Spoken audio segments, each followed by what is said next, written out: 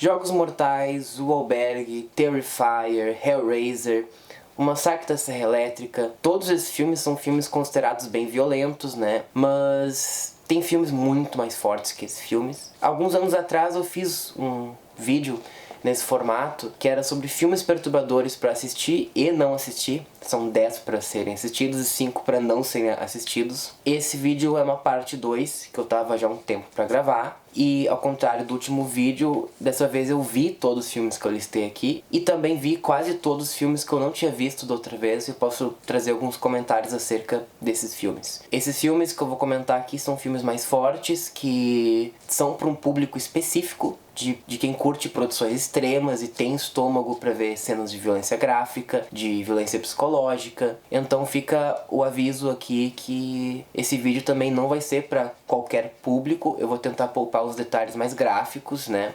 E tentar comentar um pouco por cima, assim, por breve, assim, sobre o que é cada filme. Então podemos começar. O primeiro filme que eu separei aqui, eu tenho 2 desses filmes em DVD. O primeiro desses eu tenho em DVD, que é Salò, ou Os 120 Dias de Sodoma, que é um filme do Pier Paolo Pasolini, um diretor bem famoso, assim, bem importante, que é de 1975. Esse filme é um filme bem controverso, assim, ele é bem polêmico, né? O último filme do diretor antes dele ter sido assassinado. E é um filme bem ligado com um teor político, de crítica, assim, contra o fascismo, né? E é um filme que é voltado basicamente para a história de um grupo de fascistas italianos que sequestram um grupo de jovens e fazem deles de escravos e torturam e fazem um monte de coisa horrível com eles, mas torturas físicas, psicológicas, incluindo uma cena que é a cena mais famosa desse filme, que envolve, bem,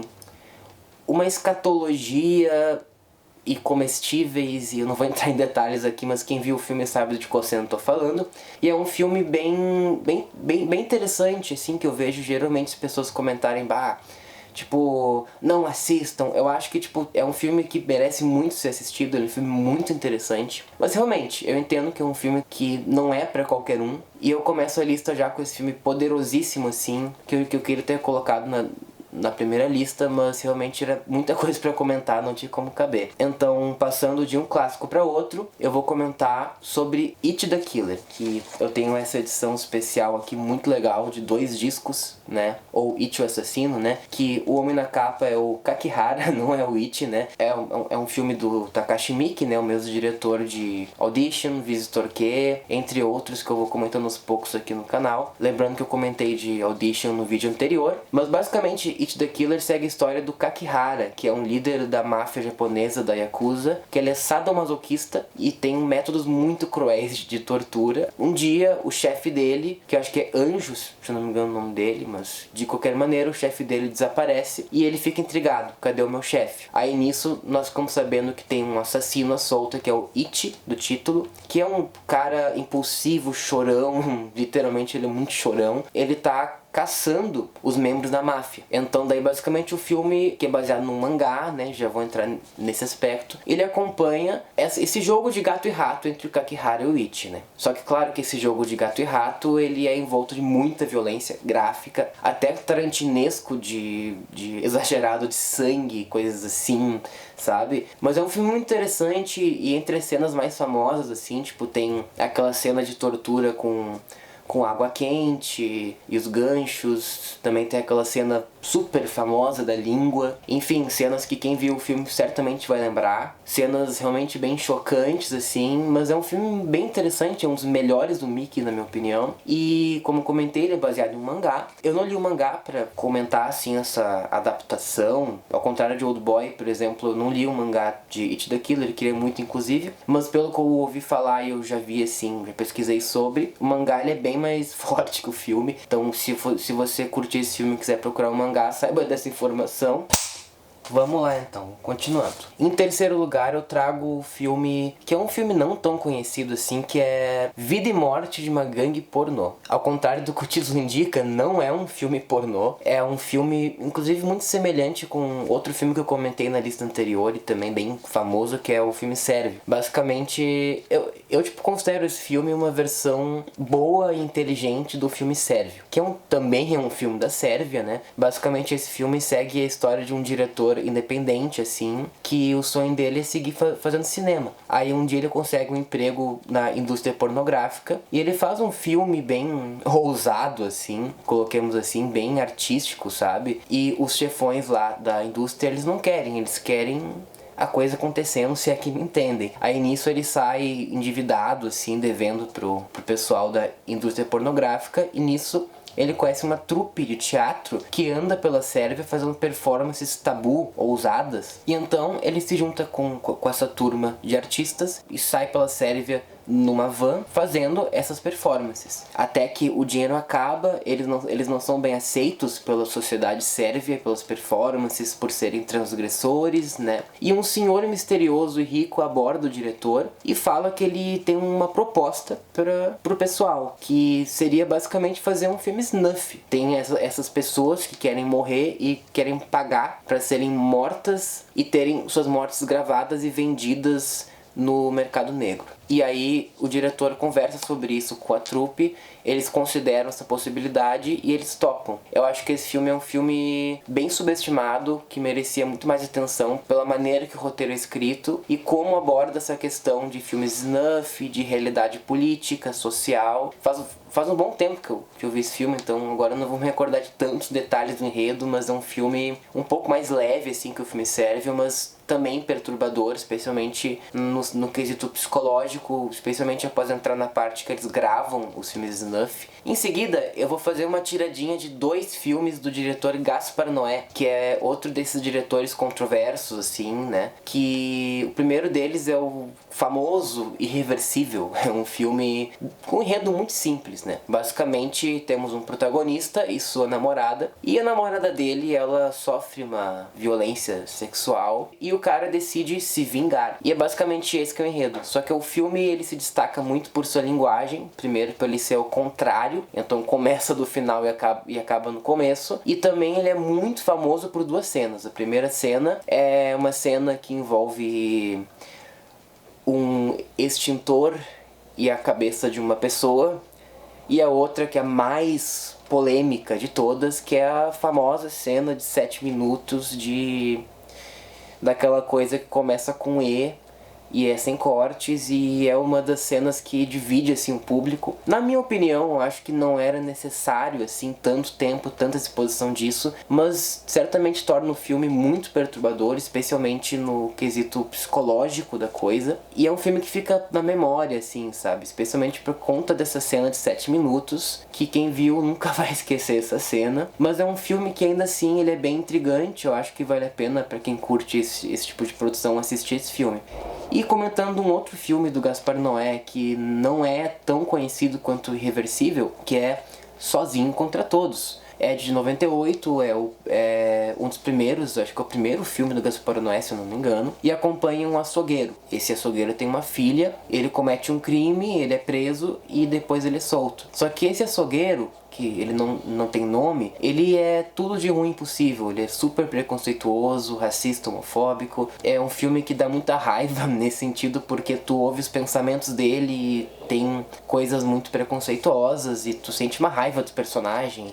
E, sabe? Mas é um filme que toca em muitos assuntos tabu também, então é um filme que também envolve temas como incesto, coisas assim. Mas é um filme que tem uma tirada interessante de direção, especialmente no final. E daí não vou entrar em spoilers aqui, mas tem uma cena perturbadora que acontece no final, assim, enfim, controversa, e tem uma virada de câmera que dá todo um outro sentido, e é um filme que eu considero o melhor que eu já vi do Gaspar Noé, justamente porque ele traz uma Paris decadente, uma Paris, entre aspas, suja, de pessoas ruins, criminosas, que distorce bastante dessa visão glamourizada que nós temos da França, de Paris, sabe? Essa ideia que nós temos de Paris no cinema. Após, eu trago As Fitas de Poughkeepsie, que é um documentary, basicamente, né? Que ele se vende como um filme real, só que não é. Que a polícia encontra umas fitas de um serial killer e daí ele tem um formato documental. Então tu vê as pessoas sendo entrevistadas, realmente como se aquilo fosse real. E o filme mescla com cenas dessas fitas. E é aí que o filme fica bem perturbador, porque tem umas cenas bem fortes, né? Com estilo VHS, uma coisa que dá um tom bem realista no filme. Eu vejo esse filme dividir um pouco as opiniões, tá ligado? Mas particularmente esse é um dos filmes que eu vi, assim, desses mais fortes, que me incomodou um pouco, justamente por esse senso de realismo, e é um dos filmes que, quando me pedem dicas de filmes perturbadores, é um dos que eu mais indico, assim, porque é um filme bem interessante na sua linguagem, e pra mim ele pegou muito, assim, um tom. É um filme que ele é bem atmosférico, eu acho. Eu diria que é um dos meus filmes preferidos desses perturbadores, eu acho que realmente é muito bom. Aí, como sétimo lugar, eu trago um filme experimental, meio de arte independente, que é Subconscious Cruelty. Esse filme não tem enredo, ele não tem enredo mesmo. Ele é uma sequência de coisas bizarras e violentas e que questionam até coisas de religião. Então tem uma das cenas mais controversas desse filme, envolve a figura de Jesus e canibalismo e umas coisas bem específicas. Realmente esse filme não tem muito enredo, tá? Ele é um filme bem experimental, por assim dizer. Eu gostei muito desse filme. Eu acho que ele é um filme justamente... Talvez eu tenda a gostar mais desse filme porque eu curto bastante essas aspirações experimentais, né? Eu diria que é um dos mais fortes dessa lista. Então tem que ter um estômago a mais pra esse filme. Mas é um filme que quem quiser se aventurar nesses nonsense, gore, é um filme que vale muito a pena. Como oitavo eu trago Para Sempre Lilia, que é uma produção fortíssima, assim, sobre tráfico humano, prostituição e também um pouco de drogas, mas nem tanto, sabe? Não é que nem o Christian F. da vida. É um filme, tipo, basicamente foca na Lilia, que é uma garota que tem uma família pobre e tal, né? Ela precisa de dinheiro, até que um dia ela conhece um rapaz, assim, rico de... Agora eu não me recordo de onde ele é, acho que ele era da Suécia, algum lugar assim. Bom, eu tava editando aqui o vídeo e eu vi que eu errei uns detalhes da trama, que fazia um tempo que eu não via esse filme. Esse filme realmente faz um tempo que eu não via. A Lilia, basicamente, ela mora na Rússia pós-União Soviética, né, que tava quebrada, tudo mais, na questão da Guerra Fria e tal. Ela mora no bairro de extrema pobreza, então, tipo, ela mora com a mãe, e a mãe tem um namorado que promete que vai levar as duas para os Estados Unidos. Mas aí acontece que a mãe abandona ela à mercê ali e ela acaba morando com a tia, só que ela tem problemas com a tia. Ela tem um amigo de 11 anos, os dois usam drogas aqui e ali, eles têm a amizade deles. Ela começa eventualmente a se prostituir, ela passa por maus bocados nesse sentido, com alguns clientes, até que ela encontra um rapaz gentil, que é o Andrei. Ele é sueco e ele promete que pode levar ela para uma vida tranquila, numa casa boa e tudo mais, né? Ele forja um passaporte para ela com outro nome e ela vai a contragosto do amigo dela, né? Que pede que ela fique porque ele não confia no rapaz. Ela vai igual e ela acaba caindo num esquema de tráfico humano. E daí vem cenas bem pesadas que eu realmente não me recordava, assim, tipo, em detalhes, e relembrando, assim, veio tudo na cabeça. E é um filme bem pesado, assim, sabe? E o final é bem dramático, bem carregado, bem triste, sabe? Né? Um filme que ele... Pelo final, especialmente, assim, né? Ele também tem uma abertura com a música do Rammstein, que é muito boa. E é um filme bem interessante, mas realmente nível psicológico é um dos mais fortes aqui dessa lista, nesse segundo volume. Em nono lugar eu volto pro cinema mais artístico, entre aspas, independente, e é um filme que é até tido por alguns como meio cansativo e tal, que é Bigotten, que é um filme todo em preto e branco, que realmente o ritmo dele é mais lento. É um filme que basicamente ele aborda a Bíblia. Então ele conta a história da Bíblia, tem umas figuras bizarras e grotescas que é pra representar Deus e Jesus. E ele é mais famoso pela abertura dele, que é a cena, de longe a cena mais forte, que tem uma figura estranha, coberta num saco, basicamente, que se esfaqueia e sai sai uma criatura e sabe? Que aquela pra ser a mãe natureza, também uma coisa divina. E daí começa a ter umas analogias, tipo, de uma figura que é arrastada e tal, que é pra ser Jesus. É um filme bem ousado, bem difícil compreensão, mas especialmente essa cena de Deus se matando, é uma cena que fica na memória, assim. E eu acho que particularmente é a melhor cena do filme. Realmente, após essa cena, o ritmo fica mais lento, fica mais difícil de acompanhar, sem tantas coisas tão chocantes, mas essa cena de Deus se matando no começo é uma das mais impactantes, assim, e é a mais lembrada desse filme. E em 10º lugar, eu trago Pink Flamingos, do John Waters, que é um dos diretores mais famosos, assim, nesse meio underground, né? Ele tinha essa parceria com a Divine, que era uma drag, e esse filme, basicamente, ele acompanha a vida da Divine, que ela tem um título de A Pessoa Mais Nojenta do Mundo. E aí, ela perde esse posto para um casal que sequestra lésbicas e faz elas engravidarem, uma coisa assim. E é um filme cult, né? Um filme bem interessante. E daí, basicamente, o filme ele tem algumas questões que envolvem incesto, tem algumas cenas mais assim, que eu não vou entrar em tantos detalhes. Mas daí acompanha a Divine tentando retomar esse título de pessoa mais nojenta do mundo. E eu não vou dar spoilers aqui se ela consegue ou não, mas quem viu o filme se lembra. É um filme bem clássico, né? Então ele realmente é um filme cult, que tem muita gente que adora. É um filme legal, assim, sabe? Eu diria que é um dos melhores filmes do John Waters. E tem a cena que é mais marcante desse filme, que envolve fezes de cachorro. E eu não vou entrar em mais detalhes, mas certamente quem conhece esse filme sabe do que eu tô falando, que é uma das cenas mais emblemáticas, assim, e que causou uma controvérsia imensa na época. E certamente é a cena mais bizarra e, de certa maneira, perturbadora, mas criativa desse filme, e que marca esse filme, né? Aí eu trouxe 5 filmes que, assim, eu não sei se eu recomendaria, mas eu quis trazer justamente que nem a outra vez que eu trouxe 5 filmes para não serem assistidos, mas eu não vou falar para não serem assistidos porque, especialmente após eu ver os filmes que eu comentei que era para não serem assistidos, eu vi que alguns têm um valor artístico bem interessante. E eu vou começar falando de Holocausto Canibal, que é um filme que realmente a polícia foi ativada por causa desse filme, porque é tão real, basicamente, que acharam que o elenco tinha sido realmente assassinado. O diretor foi detido, até que foi comprovado que o elenco estava vivo,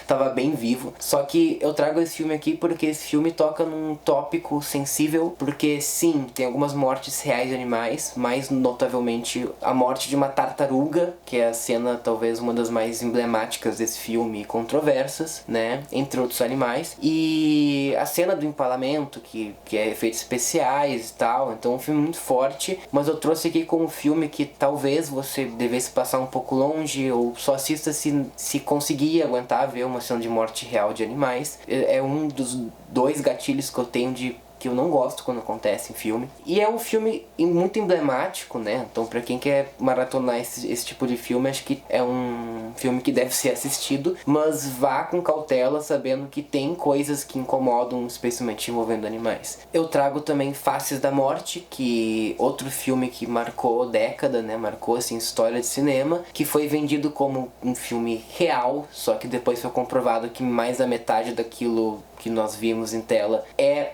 fake. É um filme que basicamente é um compilado de cenas que envolve morte. Então nós vemos cenas reais que envolve açougue, morte de animais para preparar carne, né, num modo meio cruel. Tem algumas cenas reais nesse sentido, mas as cenas mais chocantes que marcaram, assim, tornaram ele um filme proibido, dito proibido, sabe, que era clássico das locadoras, filme proibido em vários países, com cenas de morte real, como uma cena de choque elétrico por cadeira elétrica, de morte por cadeira elétrica, que depois foi comprovado que era tudo fake mesmo. Mas eu trouxe aqui nessa lista porque é um filme que realmente marcou a história, teve várias sequências, né, que nem de longe foram tão famosos quanto o primeiro Face da Morte, mas é um filme que vale a menção aqui. Daí eu trago outro filme que, assim, cara, esse filme eu achei um dos piores que eu já vi. E eu não digo pior de violência, eu digo pior de ruim mesmo, na minha opinião, que é The Bunny Game. Esse filme, ele tipo... ele não tem tanto enredo, é uma garota de programa que é sequestrada e torturada por um maníaco. Só que assim...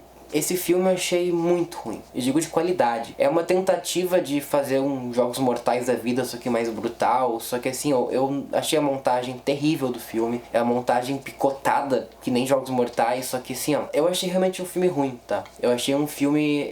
desses filmes perturbadores, eu achei um dos piores que eu já vi de qualidade. Eu fiquei com raiva do filme pela ruindade dele, sabe? Depois eu posso fazer uma análise aprofundada dele e tal. Faz um tempo que eu vi esse filme, mas é um filme que eu sempre listo como, cara, é um filme ruim, assim, não assista ou assista para tirar suas próprias conclusões. Vai e veja, é um filme de guerra que se passa na União Soviética e é dito como o filme mais realista envolvendo a Segunda Guerra Mundial. E com razão. Esse filme ele é fortíssimo, ele é baseado em fatos reais e segue um garoto que ele quer muito entrar na guerra para lutar contra os nazistas e ele acaba fugindo de casa e ele acaba passando por coisas muito pesadas e particularmente a sequência final eu acho que é uma das mais brutais que eu já vi em nível psicológico. E o que aconteceu ali, que eu não vou contar porque spoilers, mas se bem que é spoiler da vida real, o que é pior ainda, envolve coisas pesadérrimas. E tem uma montagem pra mim, e pra mim essa montagem ela define muito, eu acho que é uma das montagens mais perfeitas que eu já vi assim nos filmes, especialmente fortes, mas filmes de modo geral é um tipo de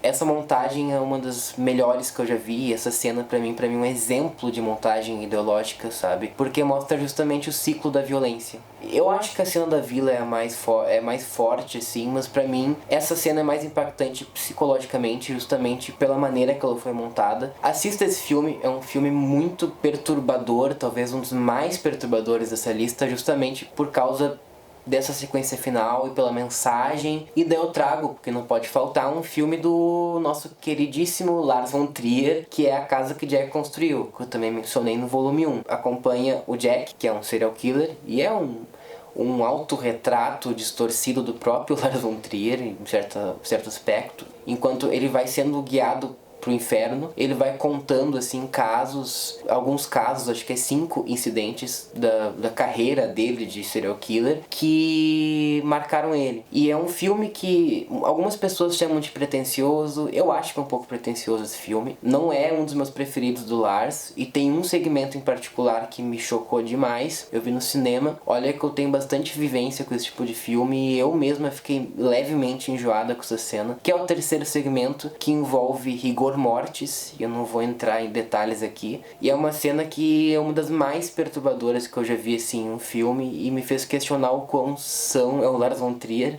e eu acho que ele realmente não é uma pessoa sã da cabeça, mas é um filme que ainda que ele fale demais de si mesmo, então tem algumas referências à própria obra do Lars, tem um roteiro interessante, tem diálogos bem interessantes e tem alguma coisa ali interessante que vale a pena ser assistido. Eu também posso fazer um vídeo voltado pro Lars von Trier, porque o Lars é um cara que me divide muito. Eu odeio ele como pessoa, mas eu amo ele como artista, e aí entra muito esse aspecto de, será que nós podemos separar a arte do artista? Eu já vi quase todos os filmes dele, então posso analisar muitas coisas. Então se vocês quiserem um vídeo sobre o Lars von Trier, eu posso gravar. E pra concluir, eu queria abordar alguns filmes que eu listei no vídeo anterior, que eu não tinha visto, e eu acabei vendo nesses últimos tempos, que é mais especificamente a trilogia do Vomit Gore, do Lucifer Valentine, e também vi a trilogia do August Underground, que são filmes que eu também posso fazer um vídeo sobre eles em específico, porque tem muita coisa que eu posso falar sobre, e eu estou trazendo isso aqui porque vendo essas duas trilogias eu descobri os 2 filmes mais fortes que eu já vi na vida, que é Slow Torture Puke Chamber. Eu achei o mais forte deles, tanto é que eu tenho uma lista no Letterboxd que eu botei esse filme e o Mordum como os mais fortes, assim, porque realmente eu achei de um nível que deu até um mal-estar. O segundo, o Mordum, realmente eu achei uma das coisas mais horrendas que eu já vi na minha vida. A sequência final é de uma coisa de um nível doentio e perverso. Eu acho que a coisa mais perversa que eu já vi na minha vida foi a sequência final de August Underground Mordum. Se você busca perturbação, assista August Underground Mordor. E mesmo falando isso, eu acho que justamente por esse motivo é um filme que eu indico. Enfim, essa minha lista, tem muitos outros que eu queria comentar, só que eu tenho pouca recordação, tenho que rever, como Em Minha Pele, que é um filme muito interessante da New French Extremity. Inclusive, esse filme tava na lista inicialmente, mas como faz um tempão que eu vi esse filme, eu não me recordo muito dele, mas eu me lembro que eu amei esse filme. Eu tenho que rever ele. Eu também quero falar sobre A Mesa de Jantar de Noriko, que é a sequência de O Pacto, né, ou Suicide Club, que é outro tema que rende mais um vídeo, né, essa duologia aí do Sion Sono. Eu quero saber de vocês, o que vocês acharam dessa lista, quais filmes vocês gostariam que eu comentasse, quais filmes vocês gostaram, não gostaram, se tem alguma indicação. Eu tô muito contente de poder voltar a fazer vídeo nesse formato, espero fazer mais vezes, e dependendo da repercussão desse vídeo, eu posso até fazer uma parte 3. Se você é um entusiasta que nem eu, que cresci vendo o canal do Jetro, inclusive, minha infância barra adolescência, acho que mais adolescência, eu vi muito o quadro dos filmes perturbadores, os filmes mais perturbadores do planeta. Roda a vinheta! Se você quer conhecer mais esses filmes, vai com cautela, assiste aos poucos, mas é um tema que me interessa muito e eu quero abordar de novo aqui no canal, então se você gostou desse vídeo, dá um like, se inscreve, compartilha pros amigos que curtem esse tipo de filme ou querem conhecer e não querem assistir, que eu posso falar mais sobre. É isso, pessoal, eu fico por aqui, se cuidem e até a próxima.